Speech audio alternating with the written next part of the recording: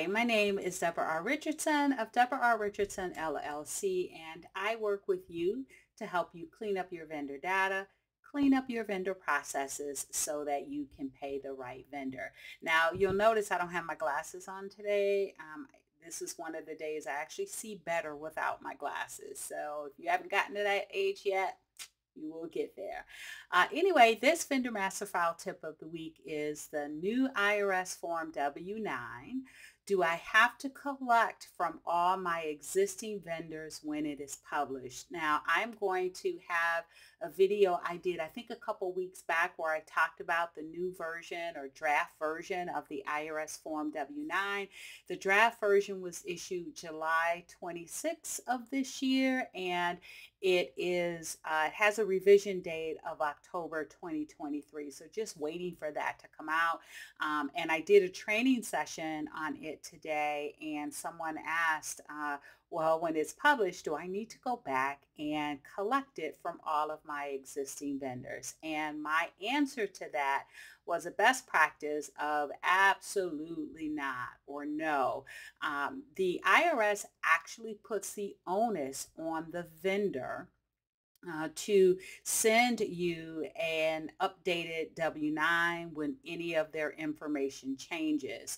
And so when there is a new version of the IRS Form W-9 that is published, you don't need to automatically go back and go to all your vendors and collect it. First of all, if you are collecting all of your vendor documentation, including your W-9 via regular email, that's just an open,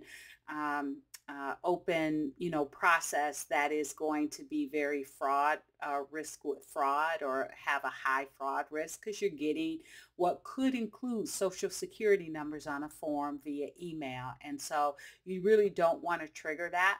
What to do instead is and this is a great time of the year, because as the date that this is being published is October, and you're getting ready for tax season. And so the better thing to do is to recheck all of your vendors, reportable vendors, non-reportable vendors that have a tax ID.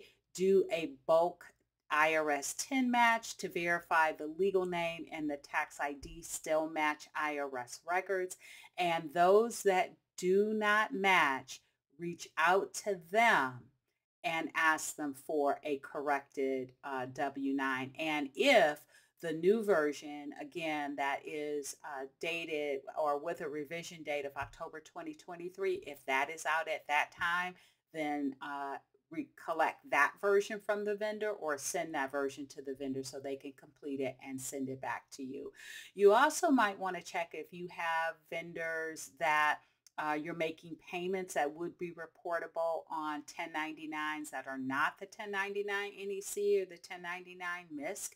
If you are issuing 1099s other than those two, you might want to reach out to them. And if you do not have a signed, handwritten signed W-9 on file for them, those you might want to reach out to and get an updated W-9. And again, if the W-9, the new version, revision date of October 2023 is out, use that form instead.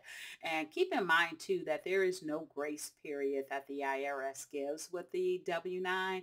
Whenever it publishes, then that day go forward, you should be collecting it from your vendors.